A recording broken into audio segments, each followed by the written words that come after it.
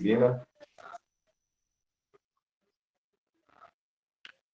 Nós vamos fazer a chamada da próxima disciplina, uma introdução, e vai ser bênção. Terminando hoje a aula,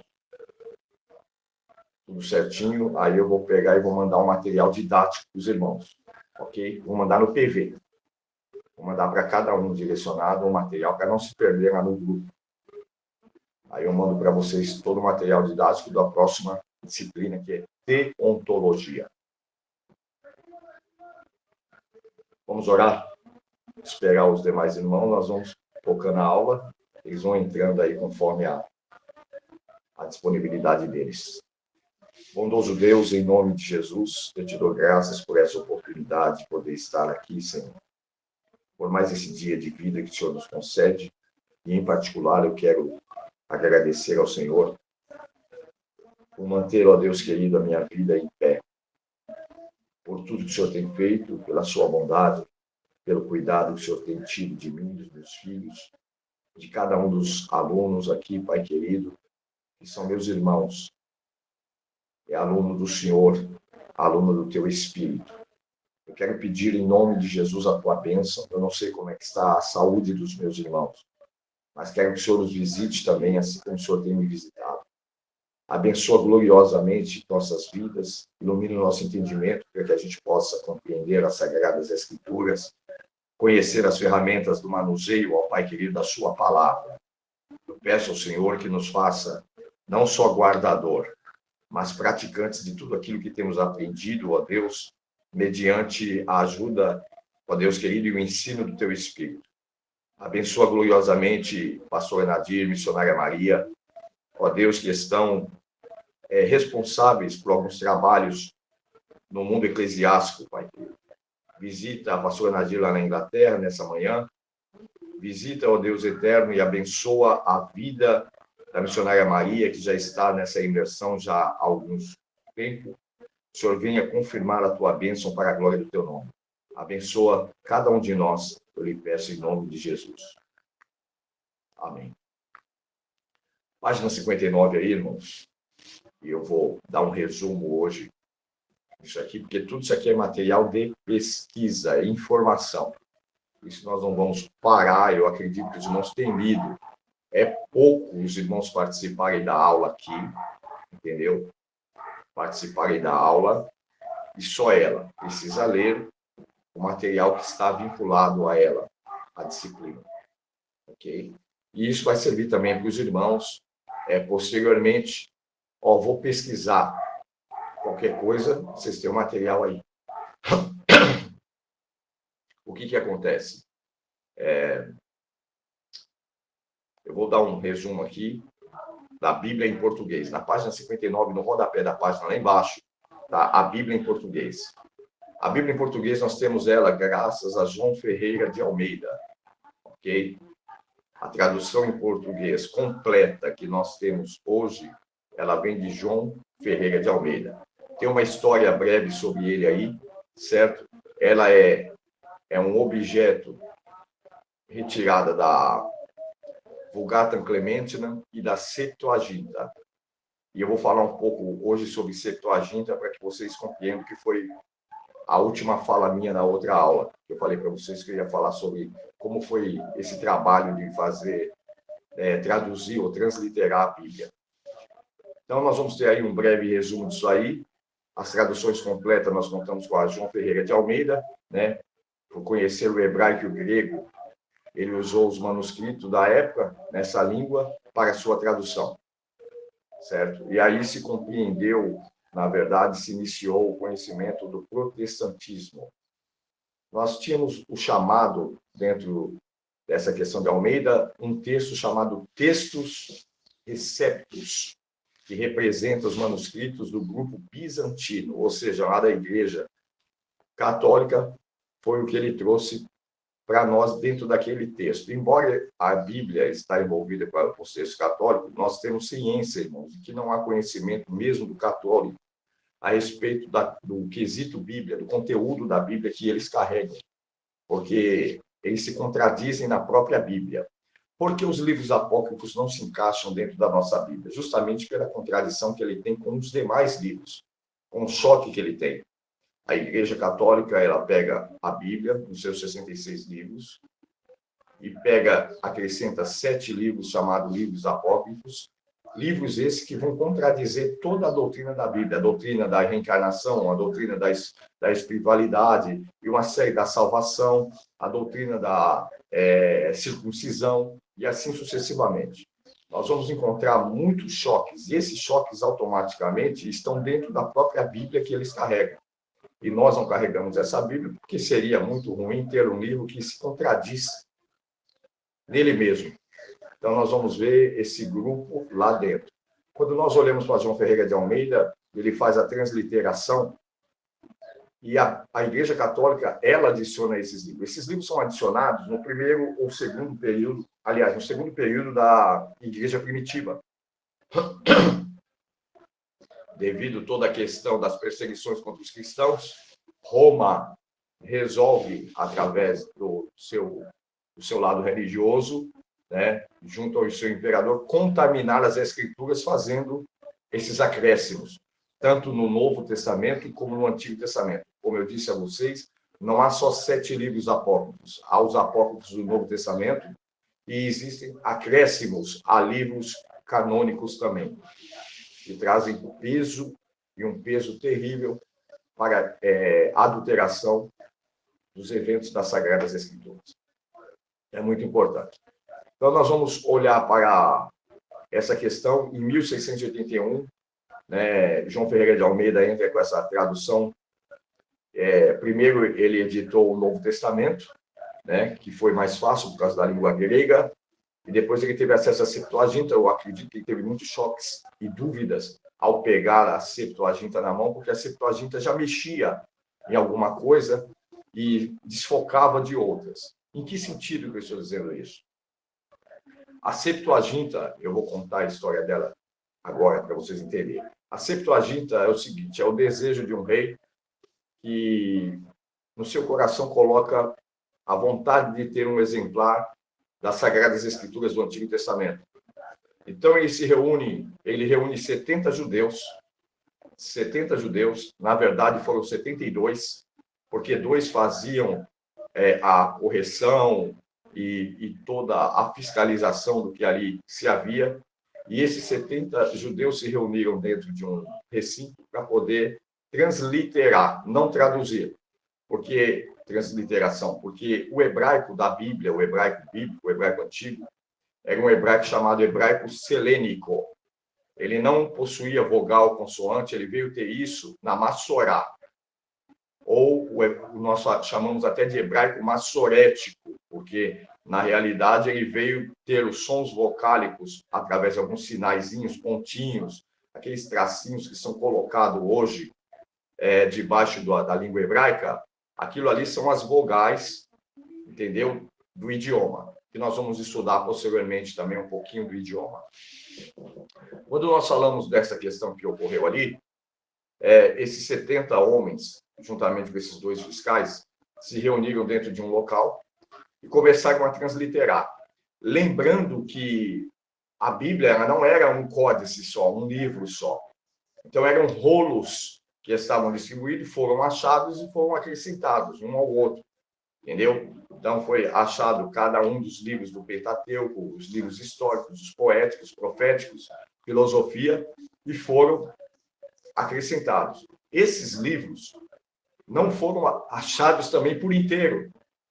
Alguns pedaços, algumas coisas, algumas partes desse livro foi achado fragmentada.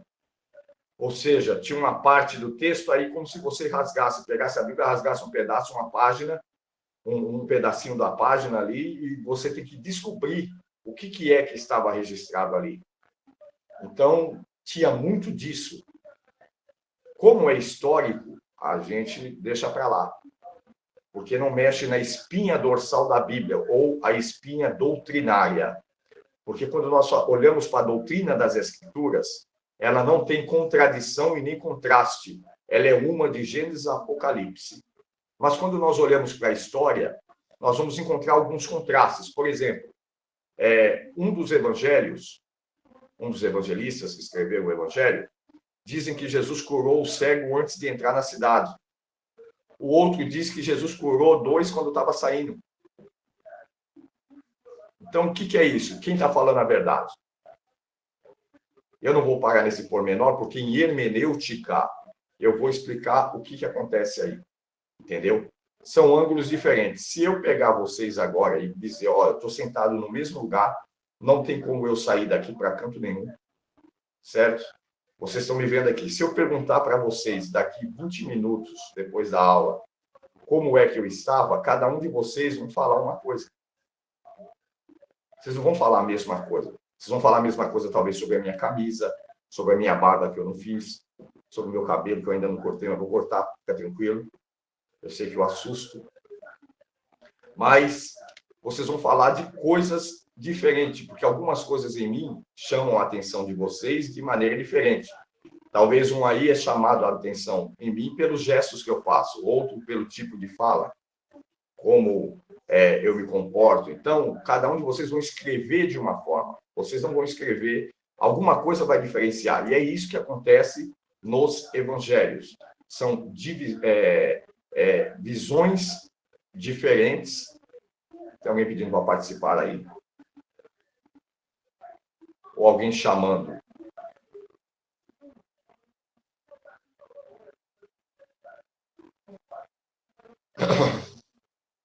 Então, vocês vão escrever de forma... E isso acontece nos evangelhos. Nós vamos ver isso posteriormente em hermenêutica, ok? Então, irmãos, quando nós olhamos para a Bíblia nesse sentido, os livros escritos, e dessas fragmentações, nós vamos entender que o texto foi transliterado, mesmo porque quem traduziu ou quem transliterou não tinha profundo conhecimento da linguagem hebraica, apesar de ser judeu. Mas coisas maravilhosas aconteceram. Por exemplo, eles iam escrevendo sobre o livro, por exemplo, eles pegam ali o capítulo 1 de Gênesis, Bereshit bara Elohim, e vão escrevendo ali, traduzindo. Né? No princípio, criou Deus saiu a terra se forma vazia, havia terra sobre a face do abismo, o Espírito de Deus parava sobre a face das águas, e disse Deus, haja luz, e houve luz, e viu Deus que a luz era boa, e fez luz em separação entre a luz e as trevas. Aí, quando você vai vendo, capítulo 1, eu citei do verso 1 ao 4, quando você vai vendo isso daí, eles tinham que falar, eles iam escrevendo e falar em voz alta o que eles estavam escrevendo. Eles tomaram esse cuidado. Quando chegava, por exemplo, nessa palavra, Bereshit bara Elohim, Elohim. Elohim é um plural de intensidade, traduzido do hebraico para o português, significa deuses, no caso, se fosse o caso. Mas como nós entendemos que é um plural de intensidade, está falando de Deus na sua totalidade, mesmo porque o Bereshit não é um tempo, um espaço, e nem um início, um parágrafo. Bereshit é uma pessoa, a pessoa de Jesus, que eu já expliquei isso para vocês lá no início, né? Bereshit, B, através de, para ele, nele, dele, e assim sucessivamente. Reshit, Gerosh, cabeça, no cabeça criou Deus os céus e a terra. Por isso Paulo disse, ele é o princípio da criação. Sem ele, nada do que foi feito se fez, porque dele, por ele e para ele são todas as coisas para sempre. Amém. Então, quando nós olhamos ali, não é um parágrafo. Ali não é o início de um tempo, não estamos falando de cronos, ok? E também não estamos falando de nenhum tipo de começo que não seja a pessoa de Jesus. Então, esse plural de intensidade Elohim. Se eles tivessem que falar o nome, por exemplo, capítulo 2 de Gênesis, versículo 18, a parte A que diz, Vaiomer Yahvé Elohim. Vaiomer Yahvé Elohim. Essa palavra e disse o Senhor Deus. Ó, Vaiomer Yahvé Elohim.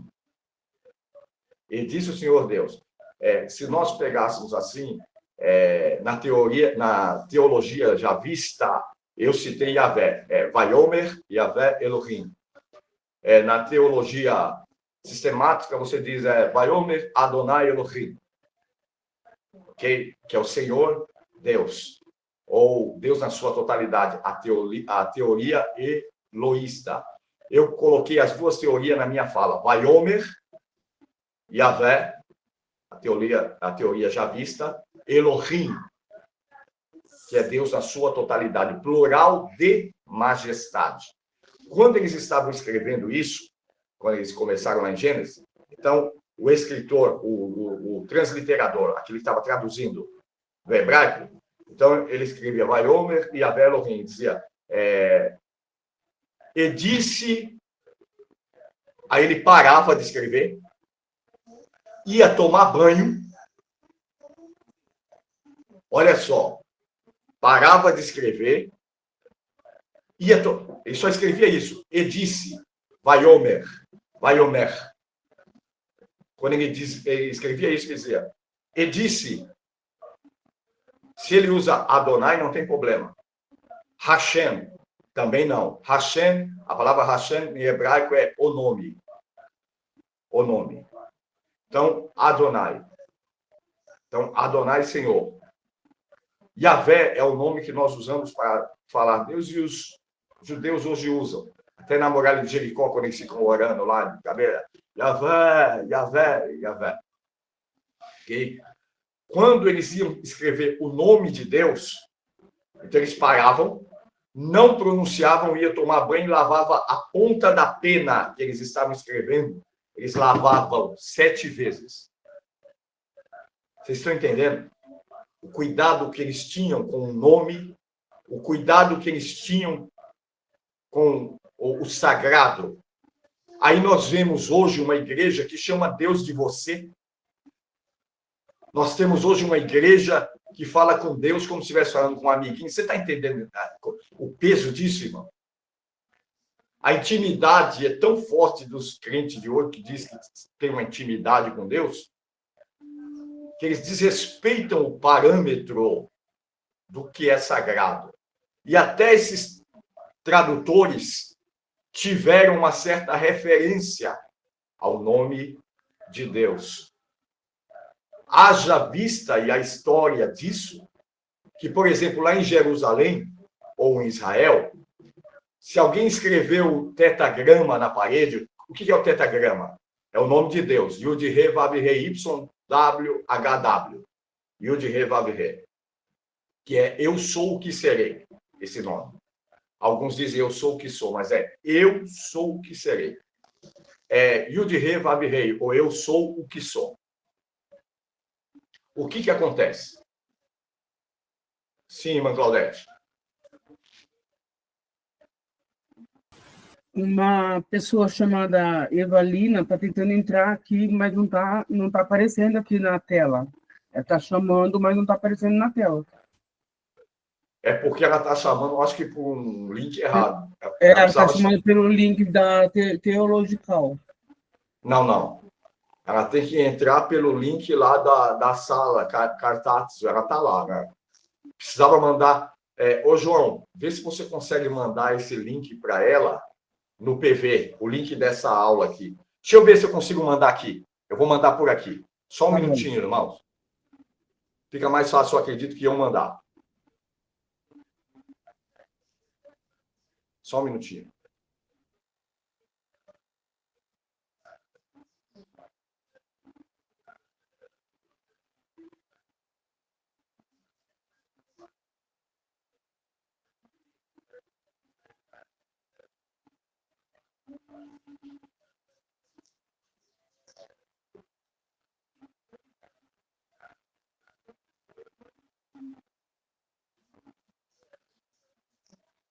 A paz de Jesus, minha irmã.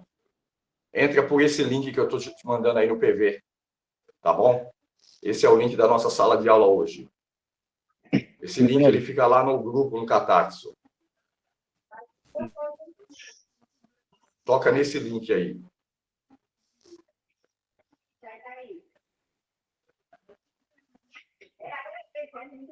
É a nossa irmã Evalina de Angola.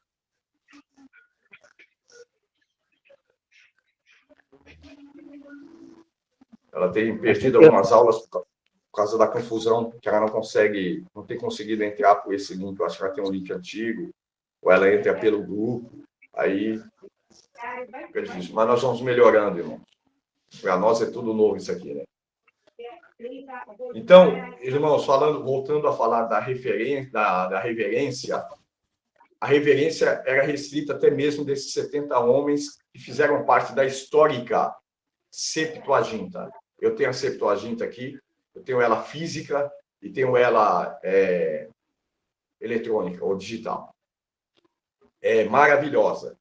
Nela contém os livros apócrifos também, entendeu? Lá você vê a discrepância que há na questão dos apócrifos. A Septuaginta não é nada mais nada menos do que a transliteração do hebraico para o grego, que ajudou ao formato que nós temos hoje da Bíblia Sagrada. Em 1637, nós temos aí também a dificuldade de Almeida, né? Por causa dos papiros e alguns iniciais, manuscritos em letras maiúsculas, eram poucos o que ele tinha acesso, mas ele conseguiu, na verdade, trazer algo muito forte para nós. Em 1633, né, no texto da edição de Eusebius, do Textus Receptus, as edições mais modernas progrediram nessa tradução. Então, a Bíblia veio passando por diversas traduções. Não traduções, na realidade, eles fizeram algumas reformas, por causa de linguagem, cultura e tempo. Então, nós temos hoje um texto, as de hoje principalmente, que são muito duvidosos, na realidade. Quanto mais antiga for a Bíblia que os irmãos têm para ler, melhor. Quanto mais antiga, melhor. Porque ela está mais próxima da inglesa, da tradução inglesa, que está mais próxima da Septuaginta. E originais, a gente não fala de originais, como já disse aos irmãos. Originais é uma fala vaidosa. Muitos pregadores usam nos originais ou no original. Nem ele viu o original, só se ele viu o original do samba. Nem ele teve contato com o original. Nem ele é original. Vamos falar a verdade. Os originais não existem há milhares de anos. Irmão. Original, se tem por original, se tem por original o que Moisés escreveu. Aquilo é original. Direto de Deus para o escritor. Isso é chamado de autógrado. Ok? É livro do original. Agora, isso se perdeu. Olha as guerras de Israel. Olha o tempo que passou. Isso se perdeu. É lógico que não perdeu a ponto de a gente não ter uma cópia. Sempre acontecia, como eu disse aos irmãos, em meio às guerras, acontecia que Israel saía correndo, aqueles que portavam a palavra, às vezes escondiam dentro de vasos e enterravam. Depois de anos, alguém encontrava, que é o que acontece até hoje. Os arqueólogos vão encontrando lá nas cavernas de Qumran. Então, nós vamos achando algumas questões a respeito da Bíblia, alguns fragmentos, ok? Que não é mais importante para nós. A Bíblia, no formato que nós temos, já é o suficiente, ok? Eu costumo dizer, eu chego a dizer para vocês que o livro de Gênesis seria o suficiente para salvar a nossa vida se mostrasse Jesus de uma forma mais clara. Jesus está ali, uma sombra, um tipo da pessoa de Jesus, uma ação, e ali há manifestações da graça de Deus ali no livro de Gênesis, e tudo que nós precisamos. Gênesis contém 2.600 anos de história. Se você fizer o cálculo pela idade do homem mais velho, 965 anos, você vai encontrar, fazendo todos os cálculos ali, 2.600 anos de história até o final do livro de Gênesis. Gênesis é composto de 50 capítulos, 1.533 versículos. Fala de 8 começos, os 8 começos que englobam o mundo. Entendeu? Então, é muito importante. O livro de Gênesis é muito rico. Se você ler ele, ajudado pela língua original, ajudado pela cultura, você vai compreender que ele é o alicerce de toda essa situação. E prepara o mundo. Ali começa a preparação do mundo para poder receber Jesus como único e suficiente Salvador.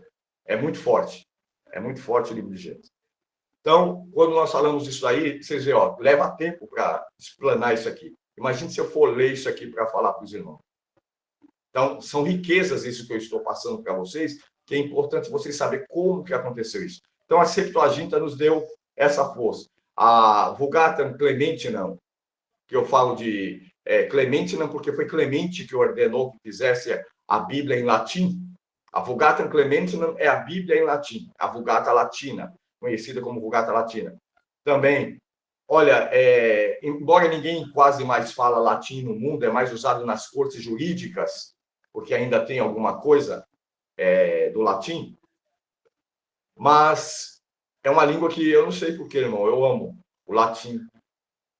Eu tenho um negocinho com o latim, eu tenho vontade de me aprofundar no latim. Não sou um homem profundo no latim, conheço pouco naquilo que é referente à Bíblia Sagrada, não é que nem o hebraico e o grego, né, e o aramaico, mas o latim eu tenho vontade de me aprofundar, porque existe algumas histórias, pelo fundo histórico que traz o latim que me chama a atenção.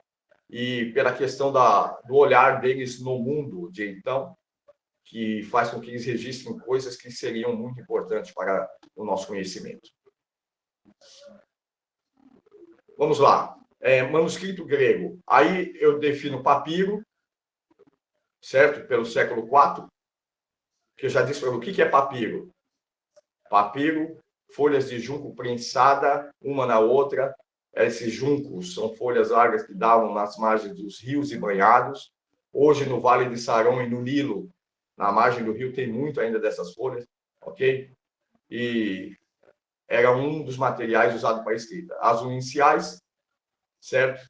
Que são os 252 manuscritos que levam esse nome, foram escritos em pergaminho, né? No caso, pergaminho, o que é pergaminho? Pele de animal curtido e polido. Não é qualquer animal, só os animais considerados limpos lá em Levítico. E aí vem os códices bíblicos em manuscritos iniciais. Então, nós temos o Códex Alexandrinos, contém a Bíblia toda. Temos o Códex Vaticanus, certo? Que é do século IV. Nós estamos falando de 400 anos depois de Cristo. Lembrando que abrange toda a Bíblia também. Códex o Ephraemi Siris Receptus. Nós temos aí o Códex, né, de Bezaé. Temos o Washington, né, que é um dos códigos. Temos aí o Códex Regius, Códex...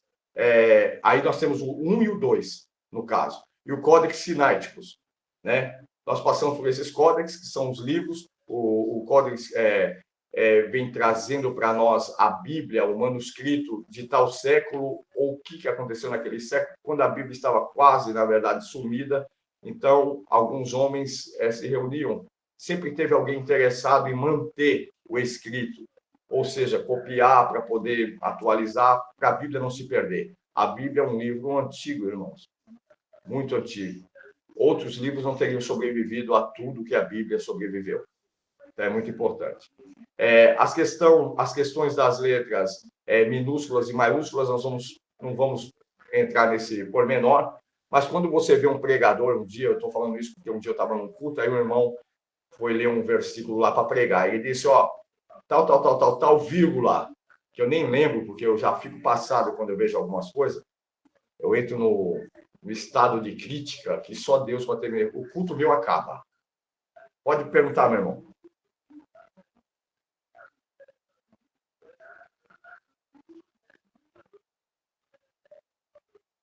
Irmão José, pode perguntar.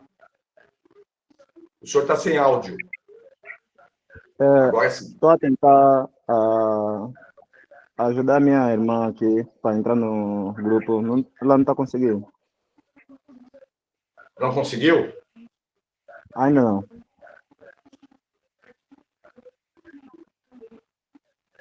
Ô, João, não tem como fazer o contato? Avisa ela que eu mandei o link da reunião para ela no PV. Em vez de ela entrar no grupo... Já vi o link, mas sempre para fazer chamada em 13 pessoas no grupo, uma coisa dessa. Lá ela não precisa chamar no grupo, ela só toca naquele azulzinho que eu mandei para ela no PV, não no grupo. No PV, sim. Eu mandei no celular dela. Ela toca naquele link, automaticamente vai chamar aqui. Aí a missionária Claudete vai pegar e vai adicionar ela. Entendeu? Sim. Que a missionária Claudete, que é a anfitriã. Tá bom? Depois eu vou falar com ela, depois da reunião, para ensinar ela para ficar melhor. Ela tem perdido algumas aulas por isso, não é porque ela não quer participar, ela não consegue. A semana passada ela não conseguiu, ela não tem conseguido, né? Mas eu vou ver se eu consigo ensinar ela, tá bom? Irmãos, então, como eu estava dizendo, o menino estava lá para pregar, ele leu lá o trecho, aí tinha uma vírgula no versículo. Aí, para fazer bonito, sabe aquela coisa de enfeitar o pavão? Não sei o que, vírgula. Irmãos, nessa noite eu quero pregar sobre a vírgula. Eu quase levantei e fui embora. Por quê? Porque isso é coisa de quem quer aparecer, irmão. A Bíblia não tem vírgula, não tem ponto. Não existe ponto, vírgula, parágrafo na outra linha, letra maiúscula. Não existe. A Bíblia é assim. Ou ela é em letra maiúscula, todinha em letra maiúscula, sem espaçamento, ou ela é de letra minúscula. Mas vírgula, parágrafo, travessão, não existe na Bíblia. Isso eu estou falando lá, próximo aos originais. Ela não foi escrito assim. Entendeu? Então, isso aí é tudo para, na verdade, chamar o pregador lá é profundo, hein? Pregou sobre a vírgula, como Deus é forte, deu isso para ele. Não, foi da cabeça dele, porque Deus sabe que a Bíblia não tem vírgula. Entendeu? É legal, a mensagem até parece ter lógica. Irmão, com uma vírgula na sua vida, depois da vírgula tudo pode mudar, a frase, imagine meu estômago como que foi ficando. Mas vamos lá. E aí as pessoas falam, teólogo é frio. Não é que é frio, irmão. Aqui a gente sabe que não tem cabimento, não precisa. Prega o evangelho. Jesus pregava uma mensagem que... Vocês lembram da mensagem de Jesus, irmão? Vamos falar a verdade? As nossas mensagens hoje são muito mais profundas, eu digo assim, em conhecimento. Nós citamos o grego, falamos aonde a mensagem pode... 1 hora nós falamos em seguida, em um único versículo, muda a vida de quantos? A mensagem de Jesus era simples. Ele olhava assim, não se cola chiclete na cadeira. E salvava 1000 almas. Eu estou dando um exemplo, não é que ele falava isso. Né? Quando ele diz assim, não se deita vinho novo em odre velho. Você entende isso? Jesus não enfeitava o pavão. É aquilo. O evangelho era simples, mas de poder. Simples e poderoso. Nós transformamos o evangelho em complicado e sem poder. Porque pelo tanto de mensagem que se é pregada hoje, é para converter, já ter convertido a humanidade toda. Vocês entendem isso? Tem muita profundidade, tem muito conhecimento, tem muito grego, tem muito hebraico, tem muita... mas não tem poder. E o evangelho não é palavra só. O evangelho é poder. Olha o que Paulo disse aos Coríntios. Quando eu fui ter convosco, eu não fui com sublimidade de palavras, mas em demonstração de espírito e poder. Não foi somente palavras bonitas. Nós não estamos estudando teologia para falar bonito. Nós estamos para conhecer, enriquecer o nosso conhecimento. Mas dependemos de viver uma vida de oração, de renúncia, de jejum, de comunhão com Deus, porque nós precisamos do poder de Deus. O evangelho é o poder de Deus. Entendeu? Foi o que Paulo disse, não me envergonhe do evangelho, porque é o poder de Deus para aquele que crê. Acabou. Nós temos muito ajuntamento. Olha os nossos eventos, irmão. Só dá crente. 20 mil crentes, 100 mil crentes, a gente acha bonito fazer evento e lotar de crente. Apesar que está tudo perturbado, é bom não lotar mesmo, para ver se Deus liberta. Mas não é isso que acontece. A gente quer fazer selfie com 5 mil pessoas.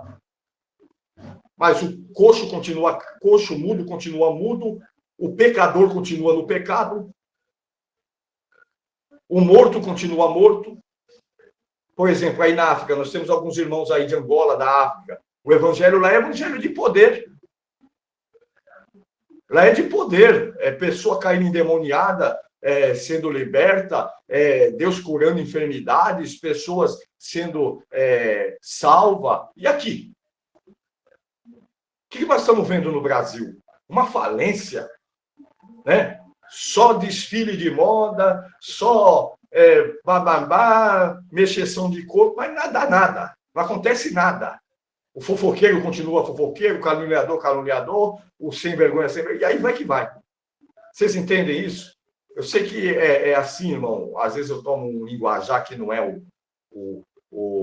no vernáculo, mas é a realidade nossa aqui para falar desse evangelho falido que a gente está vivendo. Entendeu?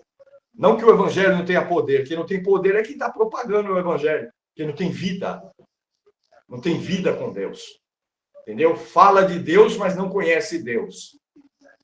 É aquele tal do Jeremias 81, que não tem. É o 18 ao contrário. Quando ele manda você descer a casa do oleiro, mas se você pedir endereço para ele, ele não sabe onde é que é, porque ele nunca foi. Entendeu? Então é muito bom quando a gente fala para as pessoas o que a gente vive. Vamos lá.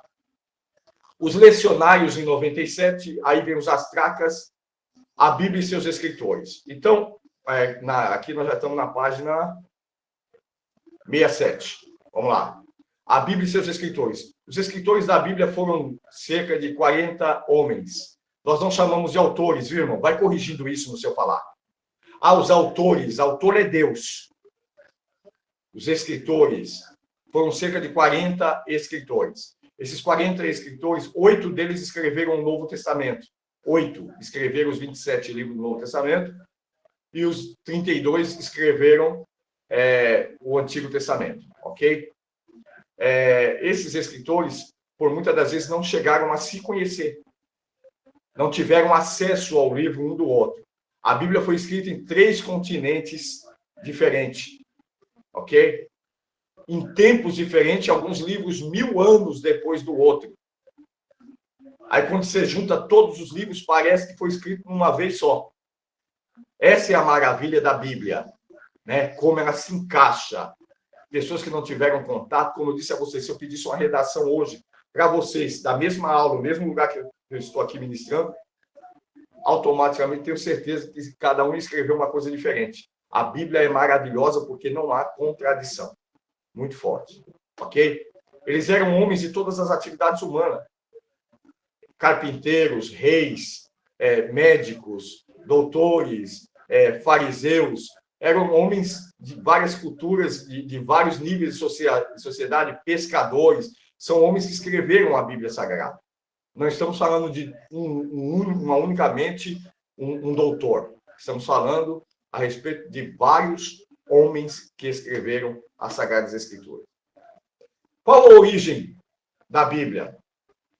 A origem da Bíblia vem do grego, hebraico e aramaico, que foram os idiomas originais usados, né? No Antigo Testamento, usou-se o hebraico e algumas passagens curtas em aramaico, que passa em alguns livros respectivos da Bíblia. O Novo Testamento escrito em grego. A língua falada no Antigo Testamento era o hebraico, com esses pequenos acréscimos em aramaico, e a língua falada no Novo Testamento era o aramaico. A língua de Jesus, a língua falada pelos discípulos era o aramaico. O hebraico era só a língua do culto. Quando eles se reuniam para cultuar, então eles usavam o hebraico com respeito a Yahvé. Ok? Mas a língua falada do povo de Deus era o aramaico. Isso vocês aprenderam no filme do Mel Gibson, Paixão de Cristo. A língua falada é o aramaico. Ok? A língua de Jesus. Mas a língua do culto era o hebraico. Mas a escrita do Novo Testamento era o grego. Era como se fosse o inglês hoje, todo mundo fala. Ok? Uma língua universal. Era a língua comercial da época. Então, nós temos isso aí. O Novo Testamento foi escrito originalmente em grego, que era a língua mais utilizada na época. O grego não clássico dos eruditos, dos doutores, mas o grego chamado koiné, o grego comum. Koiné significa comum. Ok? Era uma língua mais utilizada na época devido ao comércio e outros fatos, conforme podemos observar. Os originais da Bíblia são a base para a elaboração de uma tradução confiável das Escrituras. Porém, não existe nenhuma versão original do manuscrito da Bíblia. Isso aí não existe, irmão. Se existe, está guardado no Vaticano, eu acredito que não esteja. Não há nenhum lugar, não se há conhecimento de que exista um livro original das Escrituras Sagradas. Descendo aí para baixo, as línguas originais da Bíblia, eu já citei aqui, já me antecipei, ok? Pela tradição, como acontecia, o básico. O aramaico é um idioma semítico falado desde 2000 a.C., ok? Lá, por Arã, por isso que é chamado de aramaico, é o arameu de Arã ou Síria, que é a mesma região. Lá foi uma língua código, tipo de um dialeto que eles conversavam entre si em tempo de exílio, em tempo de cativeiro. Os trechos escritos em aramaico estão aí na página 70, dá uma olhada aí, ó. Esdras 4:8 a 6:18, 7:12 ao 26, Daniel 2:4 a 7:28 e Jeremias capítulo 10, versículo 11. Ok? Ali é os trechos na Bíblia que está em aramaico. A influência do aramaico foi profunda sobre o hebraico, porque começou no cativeiro de Israel em 722 a.C. Lembrando que Isaías profetiza em 700 a.C. No cativeiro assírio, lembra que eu falei? Que foi uma língua criada no tempo de cativeiro, está aí, ó, em 722, ok? Através do cativeiro do reino de Judá também, em 587 na Babilônia, e em 536, ok? Quando Israel começou a regressar do exílio, falava o aramaico como língua vernácula, ou era a língua adotada pelo povo.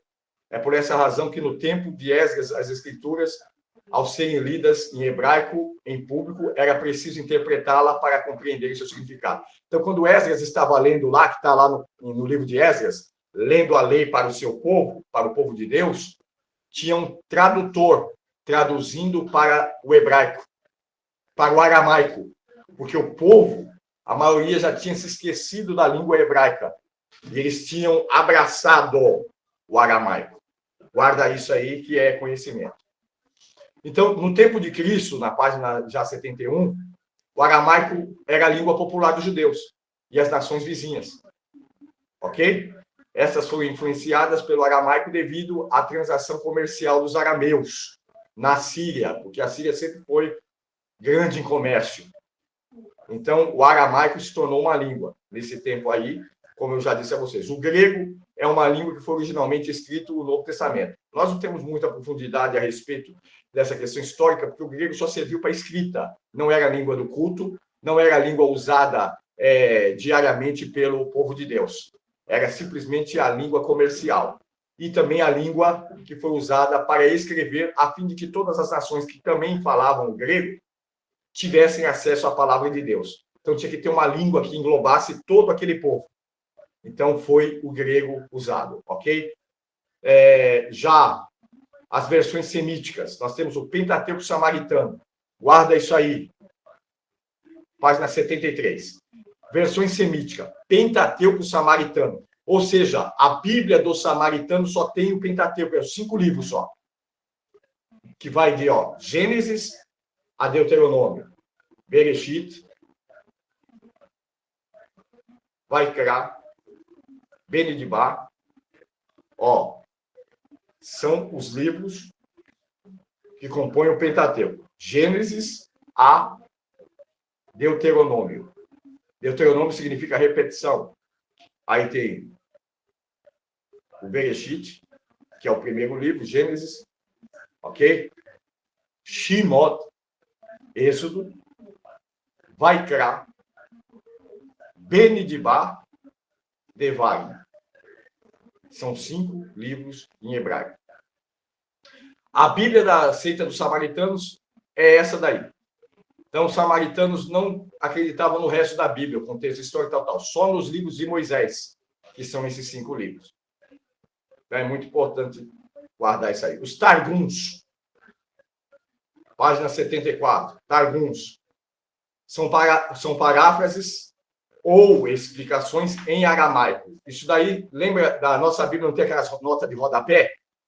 Os Targums são isso nos escritos lá originais, ou nos escritos mais próximos, as cópias mais próximas dos originais. Ok? Então, Targum. A versão grega é a Septuaginta, já expliquei para vocês aqui. Nós já tivemos uma fala forte sobre a Septuaginta. A estrutura da Bíblia, página 76.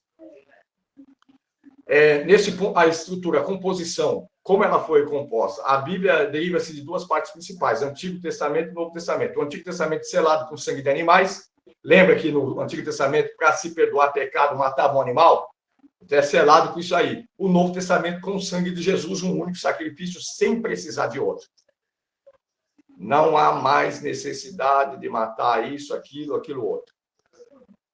Jesus é o suficiente. O sacrifício de Jesus é o suficiente para perdoar pecado. Não se mata bicho mais. Só o Antigo Testamento. A Antiga Aliança era dessa forma. Então, ele é composto de 66 livros, como vocês sabem, ok? 27 compõem o Novo Testamento e 39 o Antigo Testamento. Ok? Foram escritos num período aproximadamente de 16 séculos, 1.600 anos, ou seja, data certa, 1.542 anos. E tiveram cerca de 40 escritores. A palavra testamento vem do grego diatek, que significa aliança ou pacto, concerto. Ok? Por isso que se usa a palavra testamento, que é testamentum, ok? Do grego diatek, que significa aliança ou concerto. Testamento é um documento. Por que se usa testamento? Porque um testamento só é válido com a morte do testador. O testamento entra em vigor após a morte do testador. O Novo Testamento, no sangue de Jesus, ele foi validado com a morte dele na cruz do Calvário e a sua ressurreição para a glória do nome dele. Ok? Então, nós temos aí essa questão do testamento. O testamento é um documento contendo a última vontade de alguém quanto à distribuição de seus bens após sua morte. No Antigo Testamento, a palavra usada é beri, que significa apenas concerto.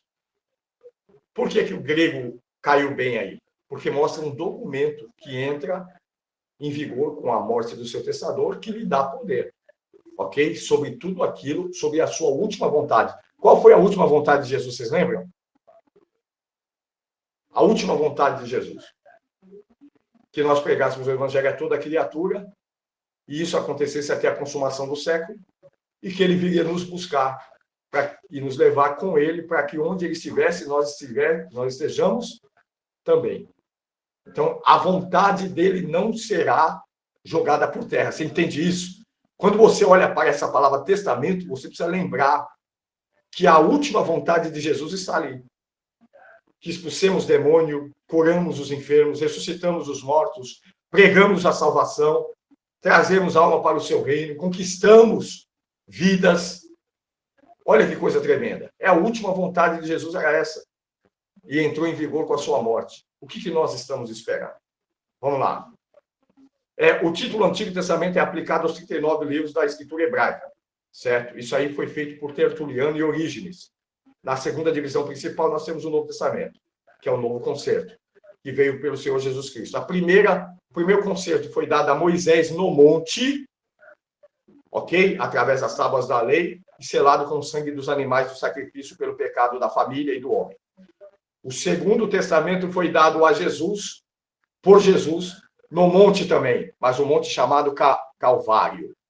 Com a morte dele lá, no Monte Calvário, foi dado o segundo testamento, né, o segundo concerto, a segunda aliança, e essa aliança, ela vem ser perpétua no sangue do próprio Jesus Cristo. Nós temos a divisão nos 39 livros classificados em 4 grupos. Os grupos que classificam o Antigo Testamento é lei, história, poesia e profecia. Certo? São 5 livros da lei, 12 livros históricos, 5 livros de poesia e o livro de profecia. E os livros de profecia.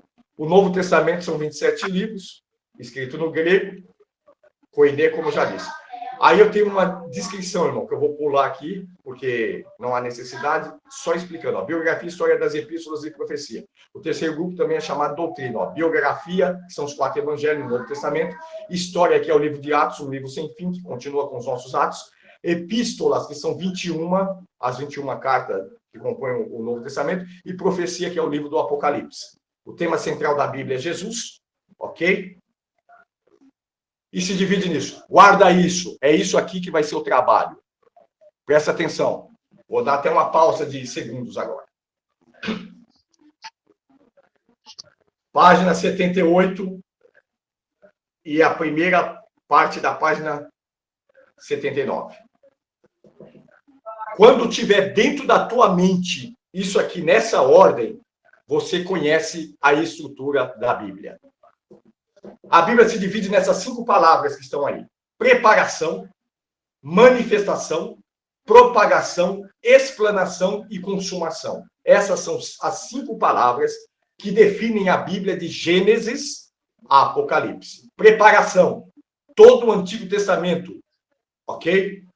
Que prepara a humanidade para o advento de Cristo, para o nascimento, para Jesus, para a vinda de Jesus, como veio lá em Belém. Manifestação, fala dessa vinda, que são os evangelhos, que tratam da manifestação de Cristo, a aparição de Jesus Cristo. Propagação, o livro de Atos, que trata da propagação de Cristo, que mostra a igreja levando Cristo para as nações, para o mundo. Explanação, são as doutrinas, as epístolas, que são a explanação da doutrina de Cristo. E consumação, o Apocalipse. Eu quero poder perguntar para os irmãos, de olhos fechados, quais são as 5 palavras em ordem, explicando, como eu expliquei agora, que definem as Escrituras. E vocês definirem assim como eu defini. Ok? Guardem isso. E se vocês souberem definir isso, irmão, isso cria um mapa. Olha para mim, cria um mapa mental. No final da aula, leia isso. Essas 5 palavras.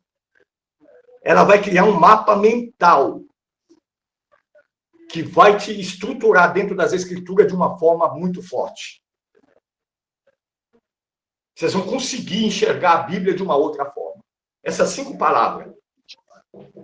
Tudo isso que nós lemos se resume, que nós estamos estudando, se resume nessas 5 palavras. Preparação. O que é a preparação? É todo o Antigo Testamento. Então, a história. Como começa Gênesis, o que acontece, a degradação da humanidade, o homem tentando se aproximar de Deus, só Deus indo até o homem ele consegue isso. As falhas, os fracassos da humanidade, mas Deus estava por trás de tudo isso, preparando a humanidade para receber Jesus. Aí vem a manifestação. Aí, qual é a manifestação? Jesus nasce, ano 4, lá em Belém da Judéia, lá dentro da manjedoura, na estrebaria, aquela coisa maravilhosa. E Jesus passa 33 anos aqui conosco, de uma forma maravilhosa, miraculosa, operando, salvando, anunciando, preparando discípulos, preparando apóstolos, homens que tiveram contato direto com ele ali, e levanta vários discípulos e manda para pregar no mundo. Aí nós temos a propagação, que vem após a manifestação. A propagação, Atos dos Apóstolos, a igreja se faz missões, sai para curar os enfermos, sai para pregar a palavra, sai para ressuscitar os mortos, sai para expulsar os demônios. Isso é a propagação do evangelho, que está parada. Agora os crentes estão tudo doente, fazendo um evento cheio de crente. Não tem uma alma. É só crente. Festança nas igrejas, congresso disso, congresso daquilo, mas ninguém muda. Congresso termina, a fofoca continua. Congresso termina, o disse-me-diz continua. Talvez até pior, porque a irmã não gostou da roupa, o irmão não gostou do sapato, o outro irmão... Aí é o demônio tomando conta. E eles não estão enxergando isso. Deus não nos chamou para isso, Deus nos chamou para contagiar esse mundo, para pregar esse mundo, para levar a palavra. Quantas vidas sedentas, precisando ouvir esse conhecimento que Deus tem te dado. Esse conhecimento que é ouro. E nós perdendo tempo com a crentalhada que só deu 20 anos de crente perturbado. 20 anos de crente endemoniado. Com picuinha, não consegue perdoar. É duro você ouvir um irmão que tem 20 anos de crente falar que não consegue perdoar. Que diabo está fazendo na igreja isso aí, então? Vocês estão entendendo, irmão, como é pesado? O que está fazendo aí? Se eu não tenho comunhão com os irmãos, eu não tenho com Deus. Isso é muito forte. 40 anos de crente guardando rancor. Está fazendo o quê? Com a alma. Que Deus tenha misericórdia, irmão. Que Deus tenha misericórdia. Nós vamos parar com esses eventos de crente e sair pregando o evangelho. Tem muita gente precisando ouvir uma palavra sobre o amor de Deus. Precisamos falar do amor de Deus. No meio da rua, nas calçadas, nos valados, os caídos, os moradores de rua. Tem tanta gente precisando ouvir falar de Jesus.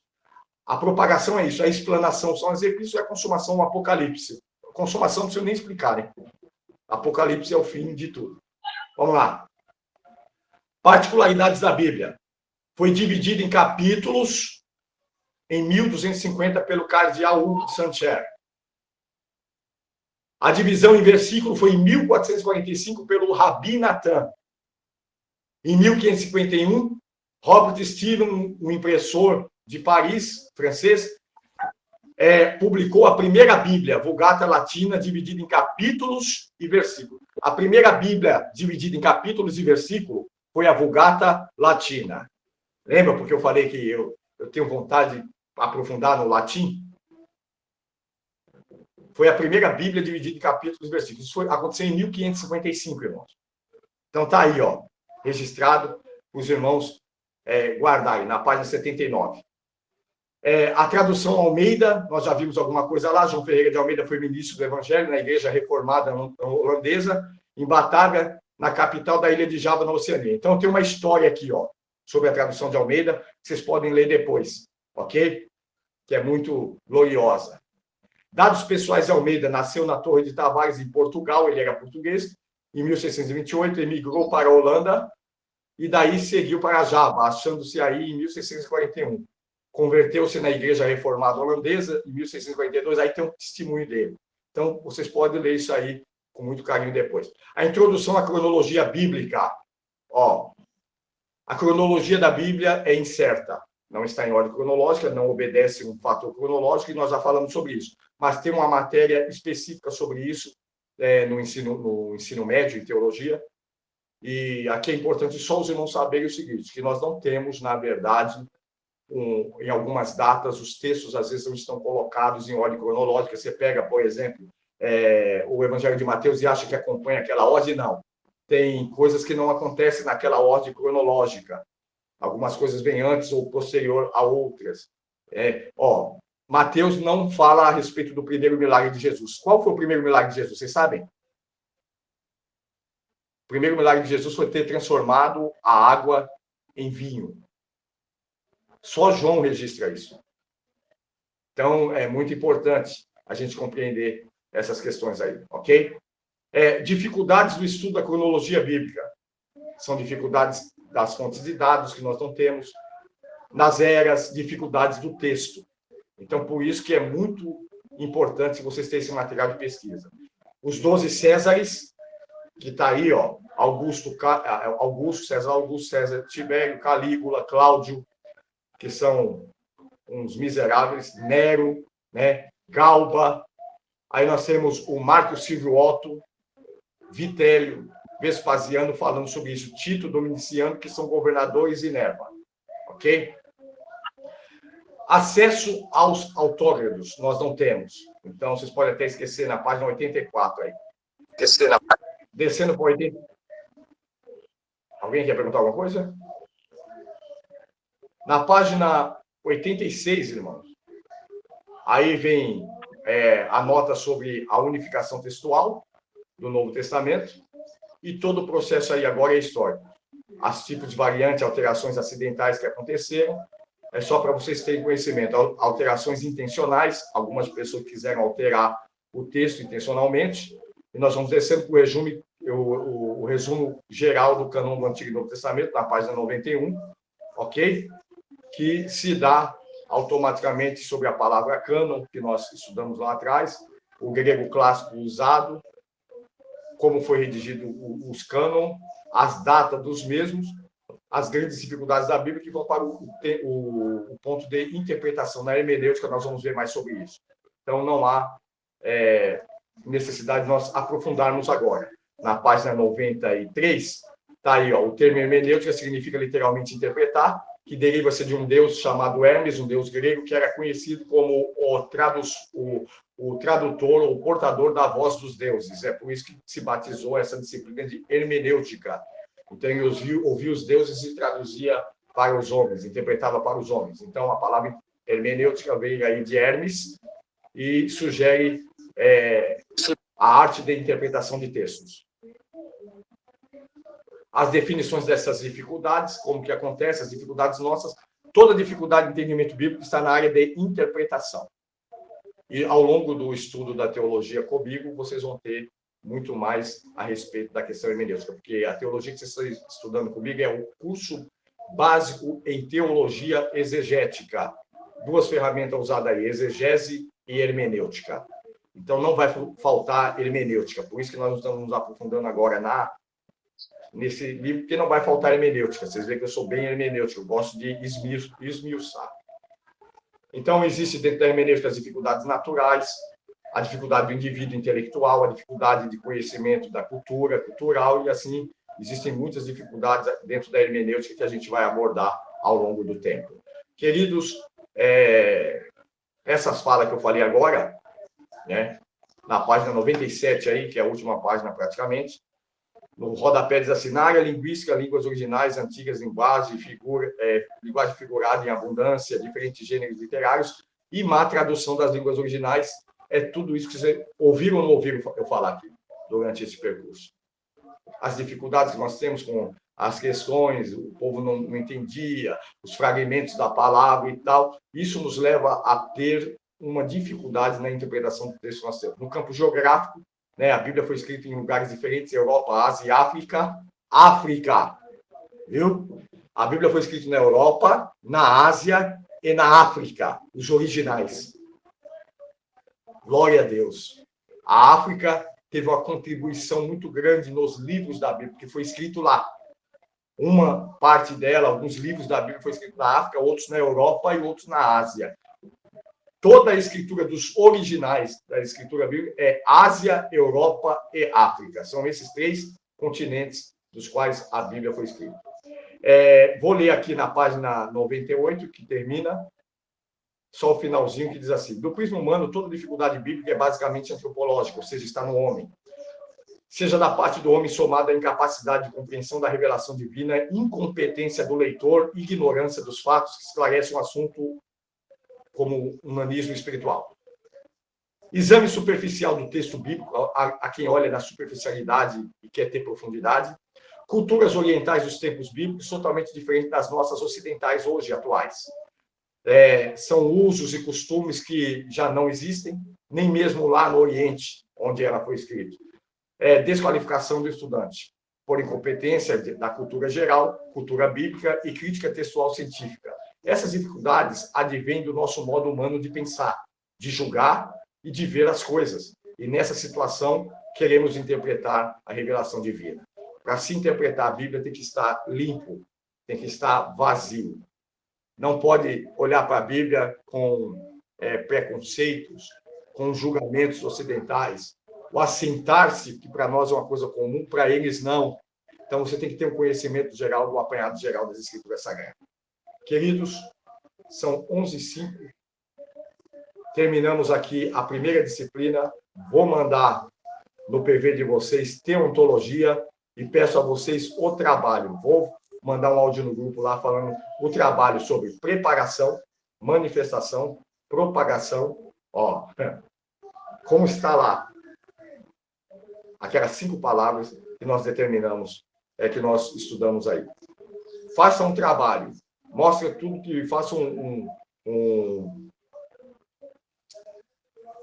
trabalhozinho aí de, no mínimo, 20 linhas, ok? Contendo pelo menos 20 linhas, falando o que você aprendeu em bibliologia. É só isso que eu quero.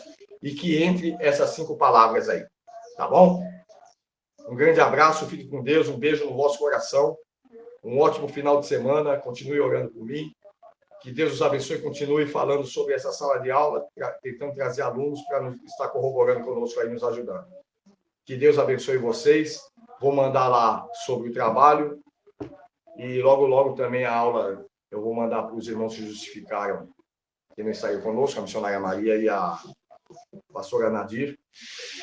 Assim que a irmã Claudete mandar, eu mandarei para ela. Obrigado, irmã Claudete, por mais essa bênção de estar aí como anfitriã dessa aula. Que Deus abençoe. Pode falar, irmã Claudete. Deus abençoe vocês. Um beijo no vosso coração. A paz do Senhor.